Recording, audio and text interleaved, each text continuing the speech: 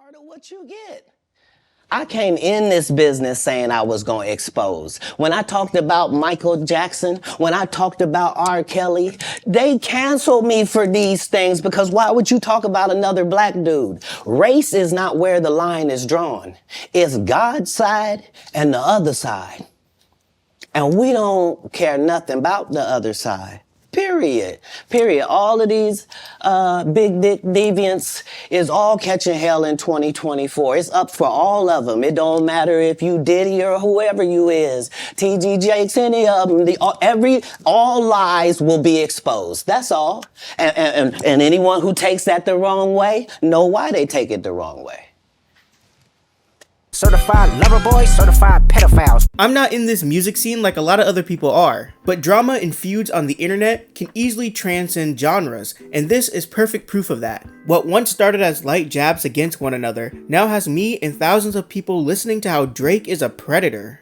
Your son's a sick man with sick thoughts. I think like him should die. Him and Weinstein should get up in a cell for the rest of their life. So it would be a crime if I don't do what I do best. Let's start from the top and clearly lay out what happened between Kendrick and Drake. Disclaimer, I'm not a music expert nor in this music scene. I'll be giving my thoughts as we move through this, analyzing stuff and giving more context when needed. But this video is mainly focused on the timeline of the Drake and Kendrick beef. Let's meet our characters. Kendrick Lamar, also known as KDot, age 36, American rapper and songwriter, known for his stellar writing, especially when it comes to certain social issues, and some would regard him as one of the greatest rappers of all time. Aubrey Graham, known as Drake or Drizzy, age 37, Canadian rapper, singer, and actor, known for his catchy rhythmic melodies, and some would regard him as one of the greatest pop artists of all time. Two titans of the modern music era. Kendrick and Drake started off on friendly terms, if you can believe it. Drake even featured on Kendrick's second album, Good Kid, Mad City. That sound like poetic justice. Poetic justice. They would soon drift apart, and Kendrick would cast the first stone on the single Control by Big Sean, where he was featured. But this is hip-hop and you know what time it is. And that goes for Jamaica, Big Crit Wale, Pusha T, Meek Mills, A$AP Rocky, Drake, Big Sean, J Electron, Tyler McMillan. I got love for you all, but I'm trying to murder you. Many of the artists who was on that list were just happy to be included, to even be considered in the same league as Kendrick by Kendrick. But Drake saw it differently. Nah, I feel like that's it. It's like, he's the new guy to love, and of course, I mean, rightfully so. He's super talented, But thank you. But he's but he's like, he is the underdog that's extremely hungry. You know what I'm saying? And he's doing his thing really well. And that verse was, he's giving people like moments, like that verse was a moment to talk about. Are you listening to it now at this point in time? I remember somebody asking me, or maybe it was you that was like, is Kendrick Lamar your biggest competition in this generation or whatever? Yeah. And I think that Kendrick has the utmost potential, man. I see Kendrick tomorrow, I'm adapt him. I didn't feel a way about that verse. I get it. I get the moment. He's a good guy. And I know that verse had no malice behind it because I saw him 5 days later at the VMAs and it was all love. So it's he didn't come on there on some wild, I'm in New York, fuck everybody, don't look at me. I'm the king. So it was, it was one of those things. It's I almost wish he had come in there on that shit because I kind of lost a little respect for the sentiment of the verse. If it's really fuck everybody, then it needs to be fuck everybody. It just can't be halfway for the sake of the people. But you know what I'm saying? For real, that's just how I feel. Weeks later, Drake would drop The Language, a track on his third album, and responded to Kendrick. I don't know why they've been lying, but your shit is not that inspiring. Kendrick would then jab back at the 2013 BET Award Cypher, referencing his first diss at Drake. Yeah, and nothing been the same since they dropped Control and tucked the sense of the rapper back in his pajama clothes. Drake would then appear on Future's remix and comment on Kendrick again. Yeah, I just think it's funny how they dangling the baby, but I'm the one that's killing on the hooks though. Their relationship had gone completely cold around the end of 2013, as they appeared on the same track with A$AP Rocky on Problems for the last time. Kendrick hits back on J-Rock's Pay For It. I am the kid with the motor mouth, I am the one you should worry about. Just bend that side to your motor mouth till I break down the engine. Drake hits back on his own track, Used To. This one making a reference back to when Drake saw Kendrick 5 days after the Control verse and it was all love. I know that verse had no malice behind it because I saw him 5 days later at the VMAs and it was all love. So it's like, They gon' say your name on them airwaves. They gon' hit you up right after like it's only rap. Drake again comes out saying that he's ready for war on 6 p.m. in New York while referencing Kendrick's song Money Trees. I got a backyard, but money seems to come from the trees. And I'm never ever scared to get some blood on my leaves. Kendrick jabs back, poking fun at the fact that Drake may have ghostwriters in King Kunta. I could dig rapping, but a rapper with a ghostwriter. What the fuck happened? There was a time when having a ghostwriter in hip hop was a no-no. Like your career was done if that was found out. And I think this generation, we've grown more accepting of it, and it seems like hip hop has gotten past that. Yeah. But you seem to draw a line in the sand, and I was wondering what all the prompted time, that. all the time. I got in the game ghostwriting, you know, and I know how much work and how much ethic, you know, ethic you need behind that.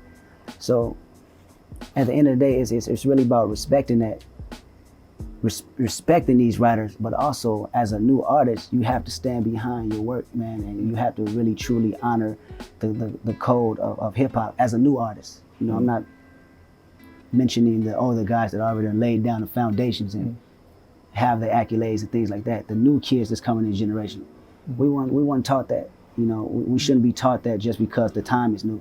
You need to go in there and be creative as possible. Be creative as possible, and if you do have help, acknowledge their help. You know. Well, who you seen with a ghostwriter? Can we talk about that? No, I can't say who I seen with a ghostwriter, but I knew you wasn't gonna answer that, but nah, I was like, This was vague and you couldn't directly tie it to Drake, but allegations in this nature would soon pop up, leading fans to speculate. It goes on like this for a while, and large figures even start to pick up on this beef and comment on it. We kind of know the outcome of that, but if Drake and Kendrick Lamar got in a rap battle, who do you think would win? Got to go with Kendrick. I'm just saying. I think Drake is an outstanding entertainer, but Kendrick, his lyrics, his last album was outstanding. Excellent, all right. Best album I think last year. Tell Obama that my verses are just like the whips at the end. They bulletproof. They were equivalent to two giants throwing stones at one another, and if they stopped to fight, it would destroy the area around them.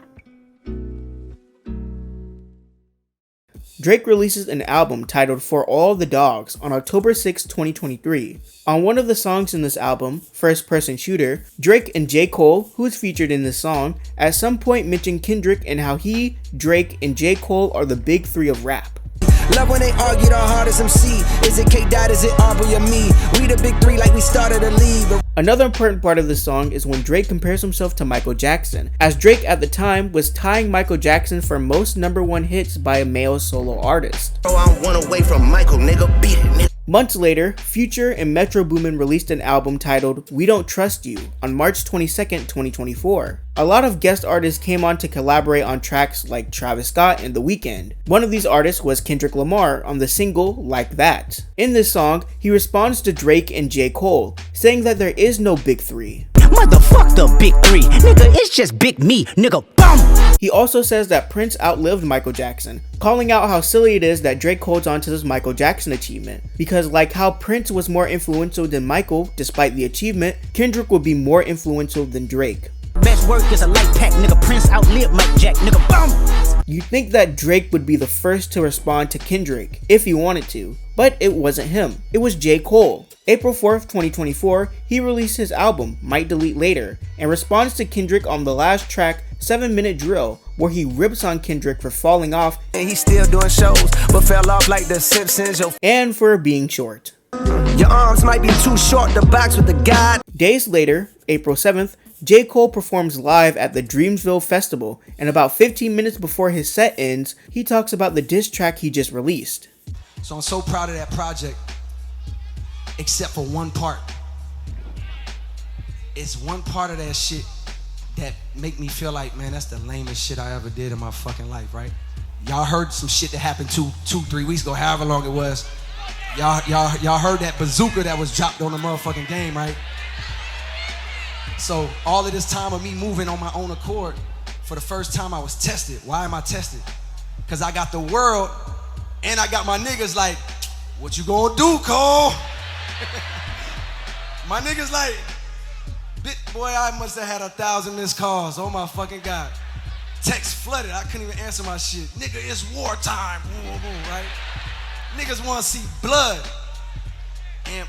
And I was conflicted because, one, I know my heart, you know what I mean? And like, I know how I feel about my peers, these two niggas that I just been blessed to even stand beside in this game, let alone chase their greatness, right? So I felt conflicted because I'm like, bro, I know I don't really feel no way, but the world want to see blood. That shit don't sit right with my spirit. That shit make me feel, that shit disrupts my fucking peace. So what I want to say right here tonight is, in the midst of me doing that and in that shit, trying to find a little angle and downplay this nigga's fucking catalog and his greatness, I want to say right now tonight, how many people think Kendrick Lamar is one of the greatest motherfuckers to ever touch a fucking microphone? Dreamville, y'all love Kendrick Lamar, correct? As do I. So I just want to come up here and be like, publicly be like, bruh, that was the lamest, like, goofiest shit. And I say all that to say, it made me feel like 10 years ago when I was moving incorrectly. And I pray that God align me back up on my purpose and on my path. You know what I mean? I pray that my nigga really didn't feel no way. And if he did, my nigga, I got my chin out. Take your best shot, I'm gonna take that shit on the chin, boy. Do what you do. You know what I mean? Like, all good. Like, it's love. J. Cole bows out of the fight. It's not really in his character to beef like this with anyone, and he's probably praising God right now because he just dodged the biggest bullet of his life. Drake decides to take up the challenge and make a diss track on Kendrick. The game begins now. Push Ups was released on April 13th, 2024. It would be foolish to not mention that a day before, this song was leaked, but because of the poor quality, many suspected that the song was AI generated, almost like an omen for what's to come. As for the actual song, he of course goes after Kendrick. Pip squeak, pipe down, you ain't in no big three. SZA got you wiped down, Travis got you wiped down, Savage got you wiped down. Like your label, boy, you in a scope right now. But he also attacks Metro Boomin, Metro, shut your whole ass up and make some drums, nigga. Future, You a #1 fan, dog. Speak this and I don't understand, dog. Pillow talking, acting like a fed, dog. I don't need another fake friend, dog. I could never be nobody #1 fan. Your first #1, I had to put it in your hand. Rick Ross, Take your latest girl and cuff her like I'm Ricky. Can't believe he jumping in, this nigga turning 50. Every song that made it on the chart, he got from Drizzy. and The Weeknd. Yeah, I'm the 6th guy, I'm the front runner. Y'all nigga manager was Charles' little blunt runner. Clean a 6 and you boys ain't even come from it. And when you boys got rich, you had to run from it. This is where the 1v20 meme comes from, other than the fact that he outright states it. Fuck is this, a 20v1, nigga? We also get another Michael Jackson drop, which is my favorite storyline connecting all of these songs together. Big difference between Mike then and Mike now.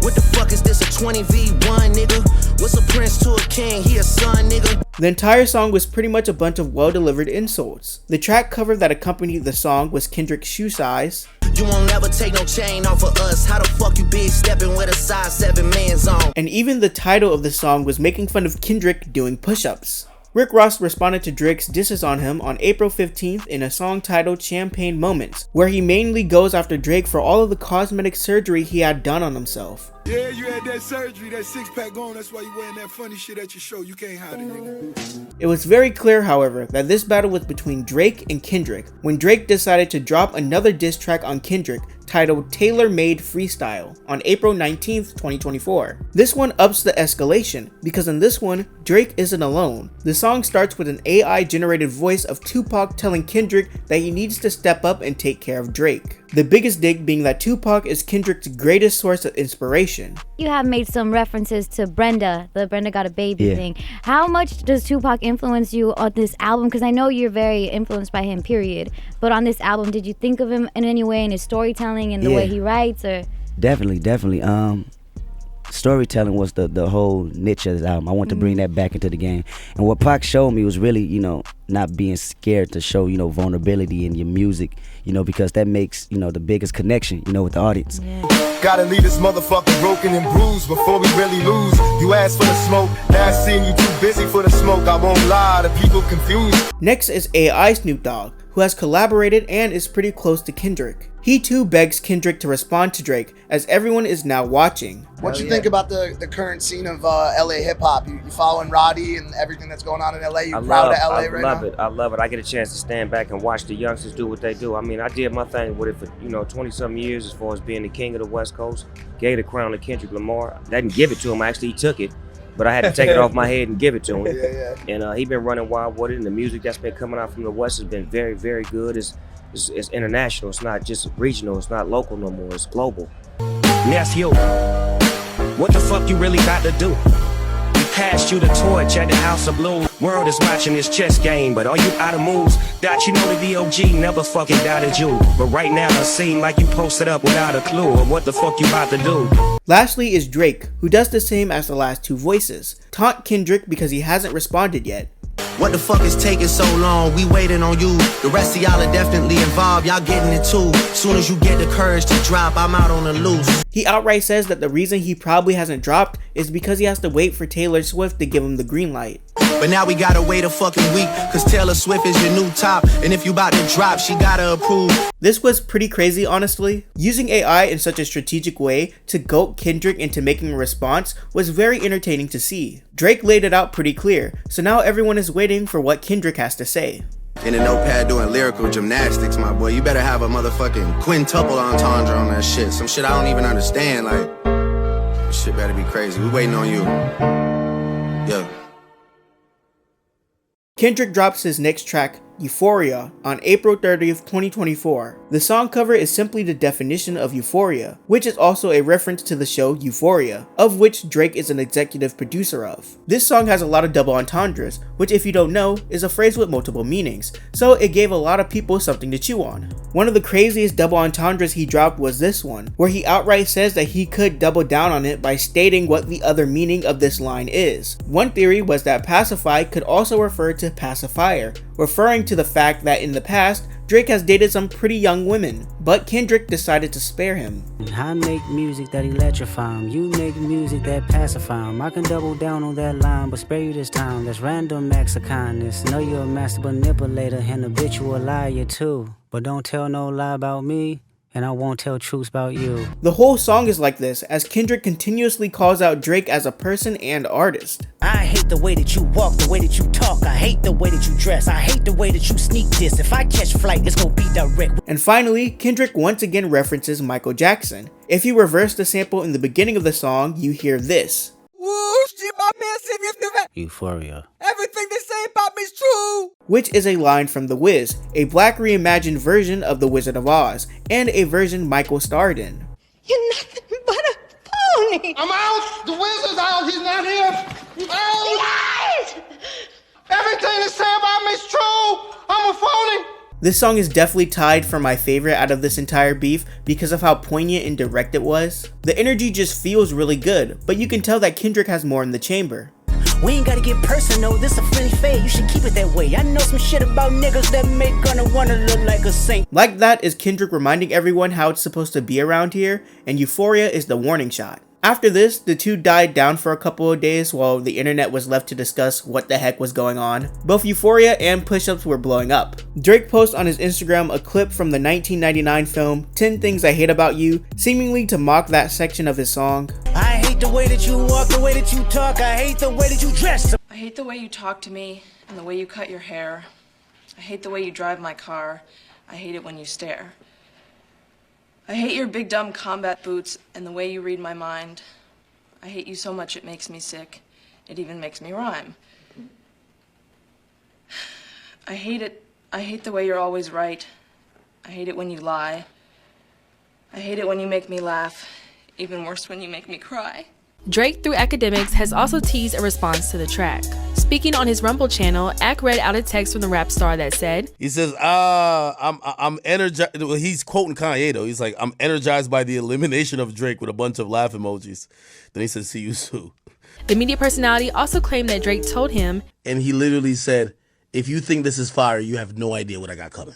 Following in Drake's footsteps, Kendrick drops a second diss track titled 616 in LA, which mainly focuses on how people around him, and even the people in his own team, don't like him. Are you finally ready to play? Have you ever, let's see, have you ever thought that OVO is working for me? Fake bully, I hate bullies, you must be a terrible person. Everyone inside your team is whispering that you deserve it. Can't Tussie slide up out of this one, it's just go resurface. Every dog gotta have his day, now living your purpose. 100 niggas that you got on salary, and 20 of them want you as a casualty. And one of them is actually next to you, and 2 of them is practically tired of your lifestyle, just don't got the audacity to tell you. The song's title alone has caused an uproar, as it has a multitude of meanings. 616 in LA is a play on Drake's timestamp song series. For example, 6 p.m. in New York. The song apparently was released as 616. June 16th, 1971 is Tupac's birthday. Sunday, June 16th of this year will be Father's Day. Euphoria premiered on June 16th, 2019. Bible verses are always weird because you can always look at numbers and connect them to a Bible verse.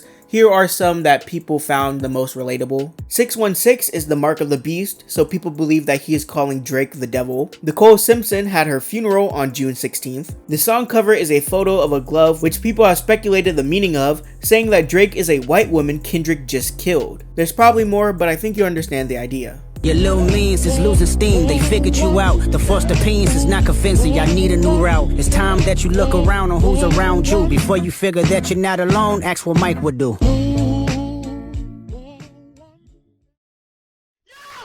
Drake just text me!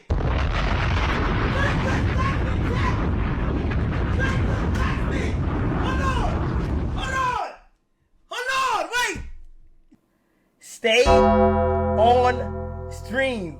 I repeat, Drake has officially said, stay on stream. This is where things get weird with dates and timing, because they're pretty much releasing these songs within minutes of each other. Drake finally responds with Family Matters on May 4th, and many people would consider this round 2 because Drake really stepped up his game. The first part of the song is Drake asserting his dominance, as he doubled down on himself. Kendrick said that he should stop saying the N-word and that his pop music is garbage, and Drake was like, bet, made a great song where almost every line ends with the N-word. I even hate when you say the word nigga, but that's just me, I guess. We don't wanna hear you say nigga no more. Stop. What the fuck I heard Rick drop, nigga talking something about a nose job, nigga Ozempic got a side effect of jealousy and doubt and never told y'all niggas put a nigga in the bars, let a nigga rock kinda like your old job, nigga out here begging for attention, nigga say please, always rapping like you about to get the slaves freed, you just acting like an activist, it's make believe, don't even go back to your hood and plant no money trees. The second part of the song is more of the same, just him ripping into Kendrick and calling him irrelevant. I ain't even know you rap still, cause they only talking about your fit again. Probably gotta have a kid again, for you think of dropping any shit again. Even when you do drop, they gon' say you should've modeled cause it's mid again. Both part 1 and part 2 also continues the 1v20 trend, as Drake continues to diss multiple artists like Metro Boomin and Rick Ross. Lil Wayne, he a fucking lame, so I know he had to be an influence. These niggas had a plan and they finally found a way to rope you into it. Ross calling me the white boy and the shit kinda got a ring to it. Cause all these rappers waving white flags while the whole fucking club sing to it. The last part is directly aimed at Kendrick, and the heat is turned all the way up as he attacks his personal life and family. Why did you move to New York?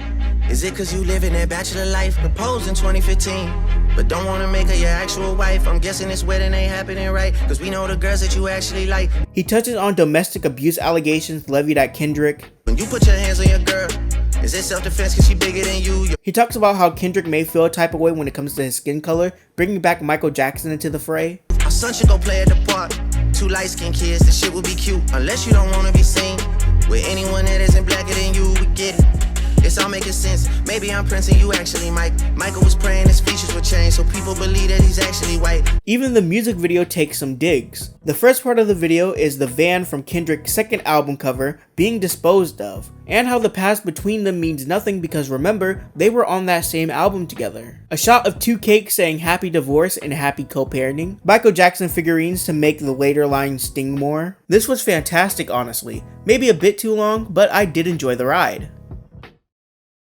Kendrick immediately drops his response within an hour titled Meet the Grams. This is pretty much the equivalent of a nuke, where Kendrick directly speaks to Drake's family. The cover image that we're shown for the entirety of the song is just a bunch of Drake's items. We'll come back to this later. The first part of the song is addressed to Adonis, Drake's son, telling him that his father is a terrible man.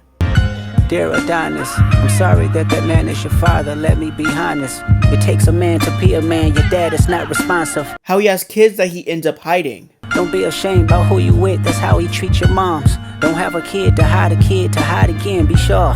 How he should have never been born. I look at him and wish your grandpa would have wore a condom. How to not fall into the same trap of drugs and girls, and to actually go on to do something. And even if it don't benefit your goals, do some push-ups, get some discipline. Don't cut them corners like your daddy did. Fuck what Ozempic did. Don't pay to play with them Brazilians. Get a gym membership. Next is Sandra and Dennis, Drake's parents. He tells Dennis that he raised a horrible child, implying that he should be ashamed.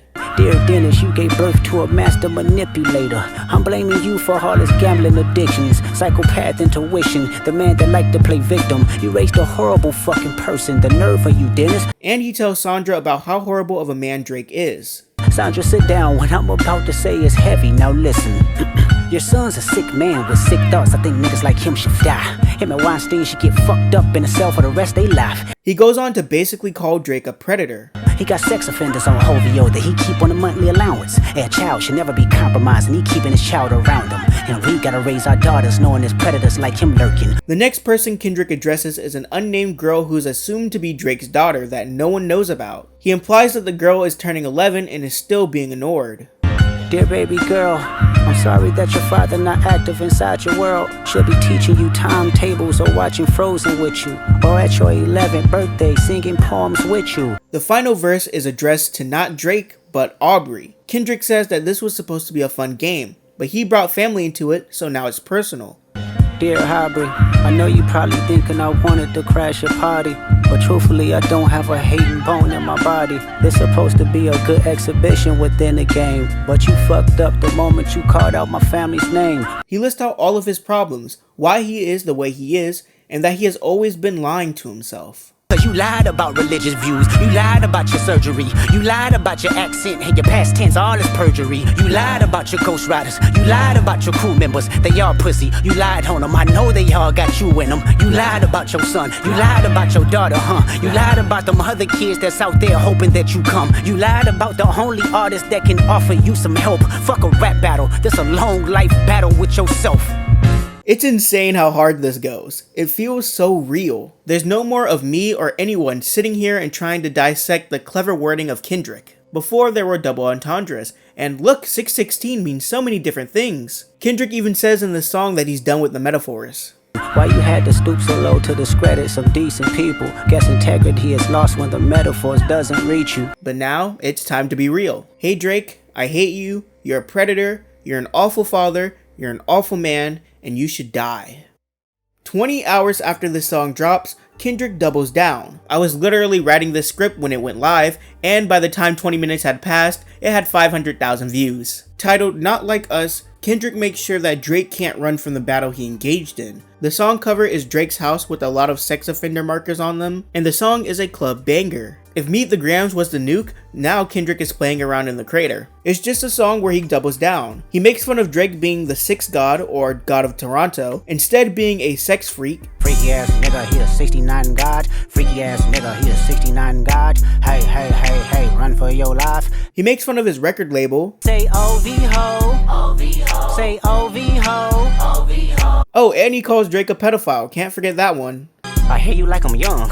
You better not ever go to cell block 1. To any bitch that talk to him and they in love, just make sure you hide your little sister from him. And Baka got a weird case, why is he around? Certified lover boys, certified pedophiles. Wow, why you trolling like a bitch, ain't you tired? Trying to strike a chord and it's probably A minor. So what's next? Drake could just give up. Or he could wake up his ghostwriter so he can crank up a response. People were trying to pick at the claims and Meet the Grams to see if they were true or not. I'm also curious as to where these claims originated from and if there's any proof of it. Drake would respond on Instagram the same day Meet the Grams dropped, saying, "No, hold on, can someone find my hidden daughter please and send her to me? These guys are in shambles." People were also talking about how the song cover for Meet the Grams was bait. The cover had a receipt that apparently is for the ring in the video. The Ozempic and glove are making fun of Rick Ross, and the shirt is making fun of Kendrick being short. More evidence that would point to Drake baiting Kendrick is this line in Family Matters saying that Kendrick better have paperwork or it's just rumors. Better had some paperwork of that shit fake tea. Can't be rapping by no ratting that we can't read. And this line saying that Kendrick is digging for dirt, but should be digging for proof. Your back is up against the curb. You digging for dirt, should be digging for proof. This bait seemed to have done something because Kendrick removed the song cover art from the iTunes version of the song. But people refuted this by saying that iTunes don't allow prescriptions to be the cover image of a song, so they removed it. The point is that I wouldn't count him out just yet. Although Kendrick is trending and everyone is calling it a win for him, I don't think Drake would willingly engage in this and not have something else in the chamber. If you gotta give Drake credit for something, he at least knows how to put on a good show. May 5th, 2024. Everyone is coming down from one of the craziest nights in music history. So what better to do than to continue to lay on the pressure? Metro Boomin starts tweeting and retweeting for the majority of the morning. He's just posting images and clips of Drake to let them speak for themselves. Metro then drops a leak, showing that a week after Like That dropped, Drake tried to not get it aired on the radio. He calls Drake out, "Now go make another song telling more lies, cause we both know you can't tell everyone why I don't with you. That wouldn't be a good look either for you, so I'ma spare us both with that." The funniest thing Metro did was to listen to Drake and do what he wanted him to do. Metro releases a beat called KDotDrizzy. Metro, shut your whole ass up and make some drums, nigga. Added to this was the wager that whoever makes the hardest verse to this beat gets a free beat themselves. Now the entire rap game, from small guys to huge figures, now have an incentive to clown on Drake. The rest of the day was left to people clowning on Drake, like pulling up clips from when he was an actor. Kinda surprised to see you here this afternoon. Yeah, I bet you are. Look, I'm really sorry about everything, okay? And if those guys give you any more problems, I got your back. You stabbed me in the back. What? You set the whole thing up. Rick, come on, I defended you. Is that real? The whole time you pretended to be my friend. You made me do this.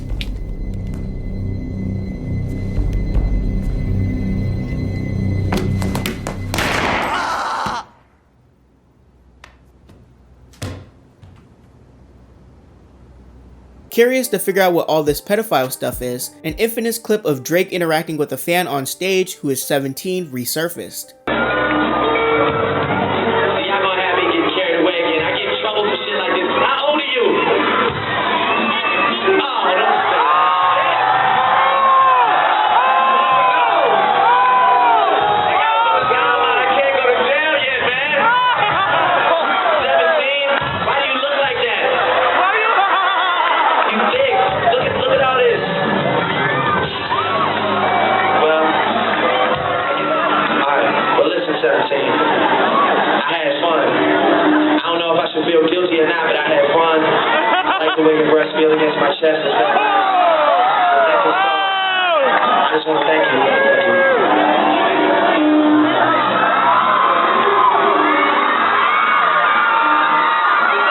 Another controversy I need to bring up in order for the next part to make sense involves Millie Bobby Brown. Millie is an actress known mostly as Eleven in Stranger Things. I met Drake in an Australian hotel. I was touring and he was touring too, and honestly his managers just came up to my dad and said, "Drake loves the show, come to his show tonight." And I was like, oh my goodness. And my dad, honestly, he was on T-Mobile, he was on the phone to T-Mobile trying to get us Wi-Fi for Australia. He was like, "I don't know who Drake is." And I was like, "Are you joking me? Drake? He wants to see me?" And I was like, "Okay, we're going." So I got my outfit prepared, I went there, and he was such a fanboy, and I was such a fangirl that and honestly we text all the time now. He helps me with everything, just life lessons. He's amazing, he's a great human being, and we went to dinner afterwards, and we had dinner the next day, and then we met in Sydney. What about your relationship with Drake? Tell me about your friendship. How did this all come about? I love him. I met him in Australia, and he's honestly so fantastic and a great friend and a great role model. You know, we just texted each other the other day, and he was like, "I miss you so much." I was like, "I miss you more." He's coming to Atlanta, so I'm definitely gonna go and see him. I'm so excited, yeah. You and Drake? That's awesome. That's awesome. What advice does he give you? What does he say? About boys. He helps me. What? Yeah. He's great. He's wonderful. I love him. What's his advice with boys? You know, that stays in the text messages. In this clip, she was 14 years old and Drake was 30, so people took major issue with that. Later that day, Drake would drop his response to Kendrick. I was asleep and listened to it 30 minutes after it dropped, and I was actually surprised that Drake dropped because everyone thought that Kendrick was going to drop again. The song is titled The Heart Part 6, Drake, referencing a series of singles that Kendrick has released under the same name. The cover photo is simply a comment from Dave Free, an American filmmaker and record executive who has partnered with Kendrick. Getting into the song, we start with Drake telling us that he did bait Kendrick into thinking that he had a daughter. You waited for this moment, overcome with the desperation. We plotted for a week and then we fed you the information. A daughter that's 11 years old, I bet he takes it. We thought about giving a fake name or a destination. In this section, however, there is a contradiction many people picked up on. Drake says that the people Kendrick got his information from are clowns, then says that his team fed Kendrick that information. So is Drake calling his own team a bunch of clowns? He then talks about Whitney, Kendrick's fiance, and how she got with Dave Free at some point, making his child not his. Why is she following Dave Free and not Mr. Morale? You haven't seen the kids in 6 months, the distance is wild. Dave leaving heart emojis underneath pics of the child. Speaking of anything with a child, let's get to that now. The deep cuts that never healed and now they got infected. Like if Dave really fucked your girl and got her pregnant, talk about breeding resentment. Drake then says the reason Kendrick cares about him being a pedophile is because of some trauma he had as a kid. Mother, wait a second. That's that one record where you say you got molested. Oh, fuck me, I just made the whole connection. It's when your father leave you home alone with no protection, so neglected. That's why these pedophile raps, the shit you so obsessed with, is so excessive. Drake goes on to say this. If I was fucking young girls, I promise I'd have been arrested. I'm way too famous for the shit you just suggested. Which is a line everyone is making fun of now for obvious reasons. Drake denies the implied creepy nature in regards to Millie. Only fucking with Whitney's, not Millie Bobby Brown's. But he says that he would never look twice at a teenager. I'd never look twice at no teenager. Another line that people laughed at because we have a clip of him doing so. People would also point out that it was weird that Drake spoke about Millie when Kendrick never mentioned her. Drake accuses Kendrick of botting views and comments. Like what? Your ass in extreme danger. Stop buying views and bot comments. You may as well keep the paper. This is the biggest thing happening on the internet right now. Normies are tuning in trying to figure out what's going on. Overall, I think the song was fine, apart from the blatant hiccups. I like the name of the song, I like the beat, I like the intro. People say that this part was corny. You mentioned an A minor, but niggas gotta be sharp and tell the fans who was it. You thought you left D flat, D major. But I wasn't moved about it one way or the other. Everyone else, however, were not too keen on the song. Some found Drake dissing Kendrick about being molested is not hitting as hard as it should. But as Anthony Fantano pointed out, Drake missed the whole point of Kendrick's trauma. He says that Drake was molested, but that's a misrepresentation. Kendrick explains this story on the track Mother I Sober. He, at a young age, was constantly asked by his mother if his cousin had touched him inappropriately. He tells her no, but she continues to push on it, which over a long period of time caused the trauma. They accused my cousin, did he touch you, Kendrick? Never lied, but no one believed me when I said he didn't. And then Kendrick in the rest of this song uses that experience to kind of talk about the greater issue of black culture. This is even funnier when you realize that Kendrick called this out previously. Why calculate you not as calculated? I can even predict your angle. Fabricating stories on the family front, cause you heard Mr. Morale. A pathetic master manipulator, I can smell the tails on you now. I also agree with Fantano on the first point. Although Kendrick also needs to provide proof of the claims he's been making, the Millie Bobby Brown stuff in the live 17-year-old is enough for people to stay tuned into what he's saying. There's enough of a connection to thread the needle. Since the video is taking longer to make than expected, I'm going to just talk about the new developments on a daily basis. Today on KDotDrizzy Watch, not much happened as the 2024 Met Gala is today, so everyone is focused on that. Metro Boomin has been retweeting some good submissions to his BBL Drizzy contest. In a surprise move, he decided to raise the winning price. There will now be a runner-up who gets a free beat, and first place will get a free beat and $10,000, so we probably won't run out of Drake diss tracks anytime soon. The 17-year-old girl from that weird Drake video decided to speak up on her Instagram. Regarding the video that's going around, I was 17 back then and I'm 31 now. This was a concert that my dad took me to back in high school. Drake's entourage actually picked me out from the crowd of people, not Drake himself. By the way, performers always bring up fans on stage. It's a part of their show. It was nothing then and still nothing now. Now that I have cleared up these false narratives, I'm going back to study for my law school exams. Wish me luck. This was purely for a stage act. I was 17 years old and I'm 31 now, It was nothing then, and it's nothing now. No abuse here, my guy. It was just for his act on stage. I'm speaking up because I'm tired of this being brought up. It was dead then, it's dead now. No need to continue false narratives. With that being said, I had caught wind that Millie Bobby Brown actually responded to the claims of her and Drake having a weird relationship back when it was a drama. So I went researching for it and I found her Instagram story around 2018. Why you gotta make a lovely friendship your headline? You guys are weird. For real, I'm lucky to have people in the business extend their time to help me further my career and offer their wisdom and guidance. I'm very blessed to have amazing people in my life. You don't get to choose that for me. It's nice to have people understand what I do. Now get back to talking about real problems in this world other than my friendships. Jeez. Drake would also defend his friendship with Millie on the song Another Late Night. There's another, yes another, young woman being discussed. Bella Harris, who is a model, apparently dated Drake, or they didn't date. Just roll the clip. I gotta show y'all this shit, bro. First off, this nigga like went on a date with an 18-year-old. It's a little creepy, but it's cool. She 18, whatever. It's weird, but it's legal. All right, bro. She was born in 2000, bro. Why the fuck is this flicked up with her in 2016, laying up on her, bro? And then as soon as she turned 18, they took her out on a date, bro. Dude, this shit blew my fucking mind when I seen this shit, bro. On God, this shit blew my fucking mind, bro. Like dead ass, bro. This Drake is pre-ordering bitches, bro. He's dead ass pre-ordering, bro. And this what, May 5th, 2016? Linked her a week after she turned 16. She basically freshly 16, bro. Like God, like what is this shit, bro? Bro, this shit like actually blew me when I seen this, bro. Is that your go? At some point, there were reports saying that Drake cleared an entire restaurant for him and Bella to dine in DC. Bella responds to this on Instagram, saying, "Coming from an amazing New York Fashion Week, I feel I need to set the record straight. I did not dine in DC recently. I was happily working and dining in New York City every day." There's also some stuff with Billie Eilish I gotta look into now.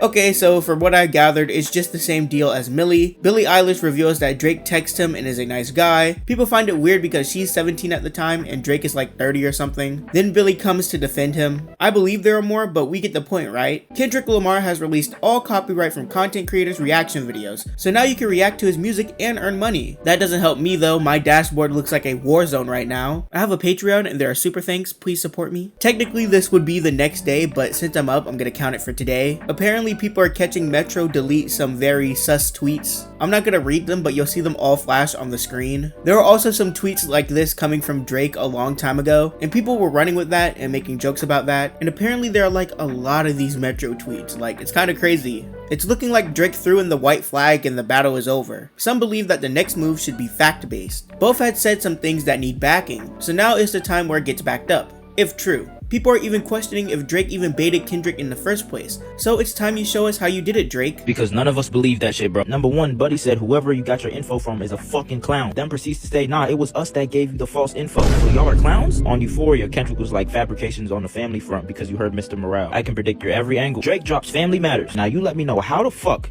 did Kendrick know Drake was dropping Without a Mole? How did Kendrick know to position his track name in the same category as Drake, Without a Mole? That's damn near impossible without one. One of the lines in Family Matter, J. Cole's the only person losing sleep. Why is there sleeping pills with your name on it on Kendrick's cover? There's a Maybach hearse in Drake's video. How the fuck does Kendrick have a picture of Maybach gloves? This man Drake said Ozempic has a side effect of jealousy and the doctors ain't tell y'all niggas. There's a pack of Ozempic on the fucking cover. And Kendrick been had this picture before Drake even dropped his track. You mean to tell me that Kendrick got fake evidence that Drake was about to lie in his own track before he even dropped it? That's like if I give you this and it got my name on the bottom and you post a picture like this and I make a video saying I ain't never using no great value disinfectant spray, it's only Clorox over here, and you post a picture like these and they can clearly see my name on the fucking bottom. Are you going to believe me if I get back on this bitch and be like, nah, I gave you some fake evidence, bro?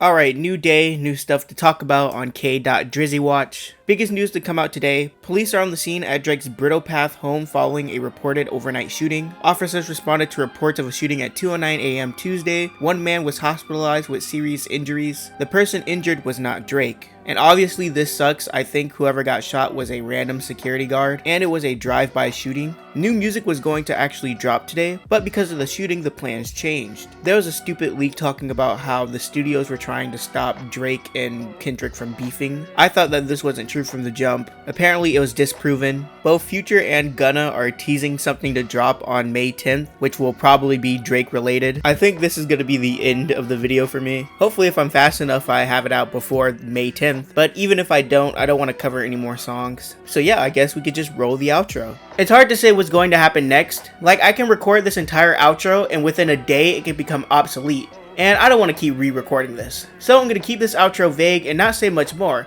But if you guys really like this video and more stuff comes out, I might consider making a part 2. Anyways, that's all I got for you guys today. I hope I made your day a little bit less boring. And I'll see you all in the next video.